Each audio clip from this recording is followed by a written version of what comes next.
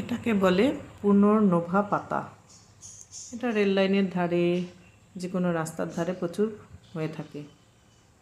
পাতাটা এত ঔষধি গুণ আছে এই পাতাটার মধ্যে, তোমার শরীরের যে কোনো ব্যথা বেদনা দূর করে দেবে, পা ফোলা, শরীরের যে কোনো স্থানে ফোলা, এসবের কাজে আসে। খুব গুণী, খুব ঔষধি গুণ আছে এই পাতাটার মধ্যে। অনেকেই চেনো। আমি তো প্রথমে পাচ্ছিলাম না, তারপর আমি অনলাইন থেকে একটা ডাল কিনে নিয়ে এসেছিলাম, এনে বাড়িতে লাগিয়েছি। প্রচুর হয়েছে।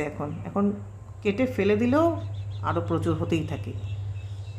আমার ভিডিও তোমাদের কেমন লাগে লাইক করে কমেন্ট করে একটু জানিও।